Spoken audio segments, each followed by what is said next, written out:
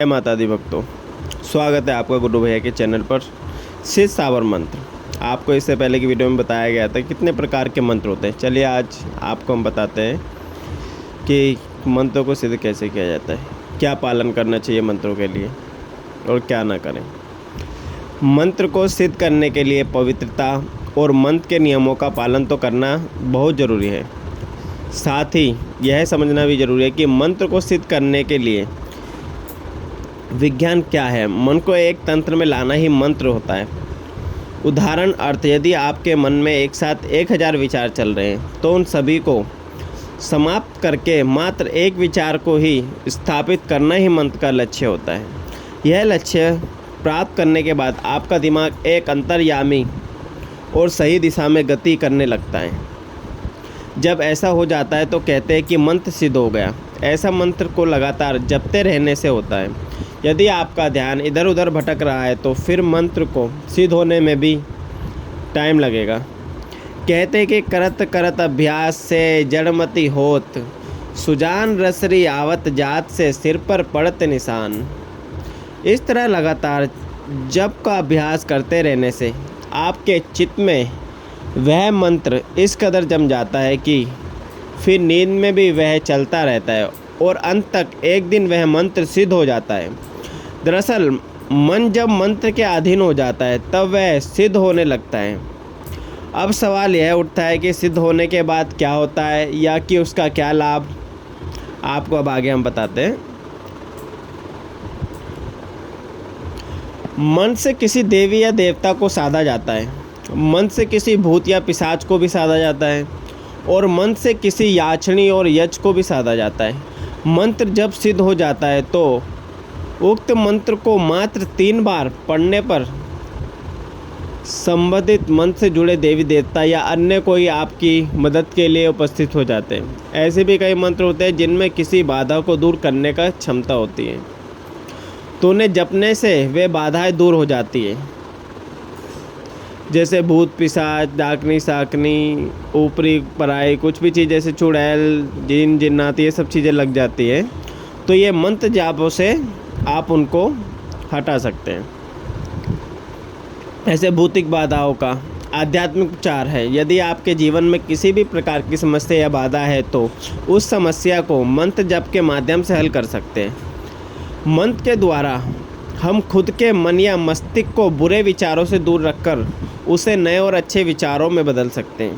लगातार अच्छी भावना और विचारों में रत रहने से जीवन में हो रही बुरी घटनाएं रुक जाती हैं और अच्छी घटनाएं होने लगती हैं। यदि आप स्वात्विक रूप से निश्चय समय और निश्चय स्थान पर बैठकर मंत्र प्रतिदिन मंत्र का जप करते हैं तो आपके मन में आत्मविश्वास बढ़ता है। साथ ही आप में आशीर्वादी दृष्टिकोण भी विकसित होता है, जो कि जीवन के लिए बहुत ज़रूरी है। साबर का प्रतीक अर्थ होता है ग्राम अपस्कृत। साबर तंत्र के ग्राम सखा है। इसके प्रवर्तक भगवान शंकर प्रत्यक्षतया नहीं है, किंतु जिन सिद्धों ने इसका आविष्कार किया है वे परम शिव भक्त अवश्य थे। जैसे कि आपने गुरु गोरखनाथ जी का नाम सुना होगा। नाथों के नाथ गुरु गोरखनाथ।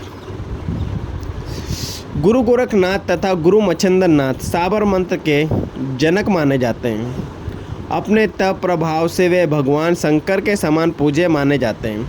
अपनी साधना के कारण वे मंत्र प्रवर्तक ऋषियों के समान विश्वास और श्रद्धा के पात्र हैं। सिद्धोनाथ संप्रदायों ने परंपरागत मंत्रों के मूल सिद्धांतों को लेकर बोलचाल भी भाषा को मंत्रों का दर्जा दिया गया है।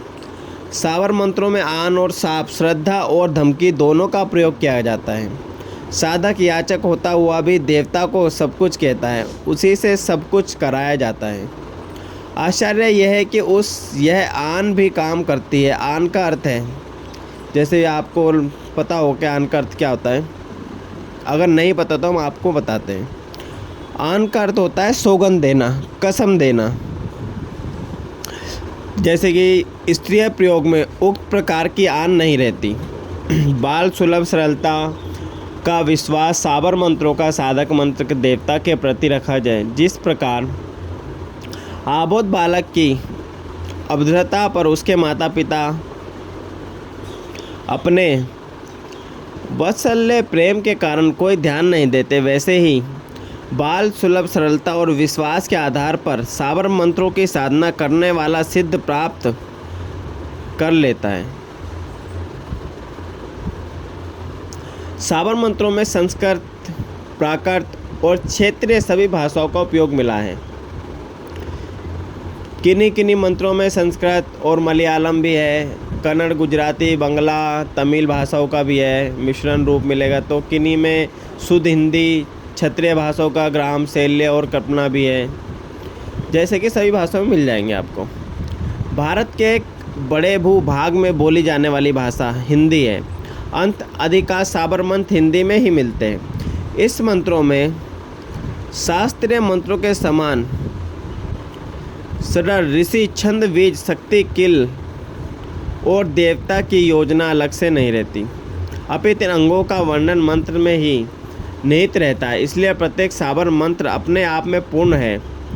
उपदेश्य ऋषि के रूप में गोरखनाथ, सुलेमान जैसे सिद्ध पुरुष है। कई मंत्रों में इनके नाम लिए जाते हैं, आपने सुना होगा, और कईयों में केवल गुरु के नाम से ही काम चल जाता है।